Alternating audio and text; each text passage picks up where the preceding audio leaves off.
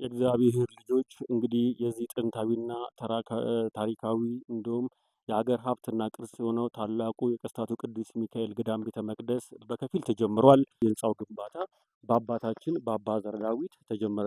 እነዚህ ምሰሶች 24 ምሰሶች ናቸው በዚህ ቤተክርስቲያን ላይ የተሰሩት። ቅዱስ ቅዱስ ቅዱስ እያሉ እግዚአብሔርን የሚያመሰግኑ የእግዚአብሔርን መንበር የሚያጡ አራቱን ካህናተ ሰማያት ነው። እነዚህ አራቱ ኮኖች የሚያሳዩት እዚህ መቃኝ ውስጥ የቅዱስ ሚካኤል ታቦት አለ።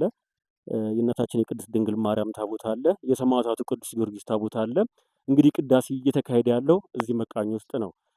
ይህን መቃኞ ስትመለከቱት መቃኞ በራሱ ፈርሷል። መቃኞ ውስጥ በልቶት በራሱ ፈርሷል እና ታቦት ሲወጣ 3 ታቦታቶች ከዚህ መቃኞ ውስጥ ነው የሚወጡት።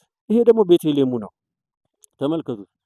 ስንት መቶ ዓመት ያስቆጠረ ቤተልሔም ነው። 600 700 ዓመት ያስቆጠረ ይሄ ቤተልሔም ነው። አሁን ካህናቶች አባቶቻችን ዲያቆናት ወንድሞቻችን በዚህ ቤተልሔም ውስጥ ነው እንግዲህ የሚያዘጋጁትን ነገር እያዘጋጁ ያሉት። እንግዲህ ለዚህ ቤተክርስቲያን ግንባታ የሚውል አሸዋና ጠጠር የት እንደሚፈስ ታውቃላችሁ? እዛ ተራራ ጫፍ ላይ ይታያችኋል። ከዚህ ርቀቱ 700 ሜትር ነው። ከዚህ ርቀቱ 700 ሜትር ነው። ጠጠሩም የሚወርደው እዛ ተራራ ጫፍ ላይ ነው። አሸዋም የሚወርደው እዛ ተራራ ጫፍ ላይ ነው። ሲሚንቶም ኤኒ ኮንስትራክሽን ማቴሪያሉ በሙሉ የሚወርደው እዛ ተራራ ጫፍ ላይ ነው። ታዲያ አሸዋውን እንዴት አመጣችሁት ካላችሁ፣ ጠጠሩን እንዴት አመጣችሁት ካላችሁ፣ ፒቪሲ እዛ ተራራው ላይ ፒቪሲ ተክለን በፒቪሲ ነው ቀጣጥለን አሸዋውንም ጠጠሩንም ያወረድነው። ከተራራ ላይ ሆነን ገዳሟ ይኸውላችሁ እቺ በዛፍ በወይራ የተከበበች ገዳሟ እቺ የምትመለከቷት ነች። ለኛ በጣም አዳካች የሆነብን ስራውን መስራት ሳይሆን ማቴሪያሉ መጥቶ ከወረደ በኋላ ማቴሪያሉን ከዚህ ተራራ ላይ ወደታች ወደ ገዳሙ ማድረስ ነው።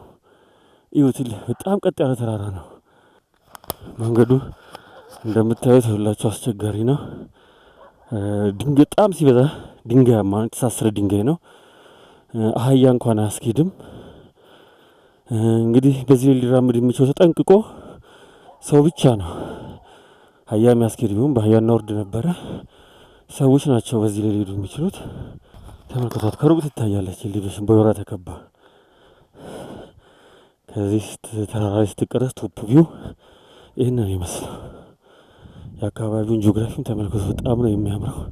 ከየተራራው ጫፍ ነው ድንጋይ እየተፈለፈለ የሚወጣው።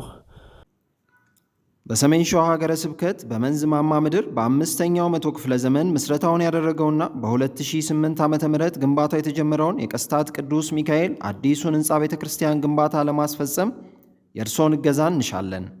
በመሆኑም ይህንን ለማስፈጸም ይረዳን ዘንድ በኢትዮጵያ ንግድ ባንክ የሂሳብ ቁጥር 1075 14 51 362 ድጋፍ እንድታደርጉልንና የዚህ በረከት ተካፋይ እንዲሆኑ በእግዚአብሔር ስም እንጠይቃለን።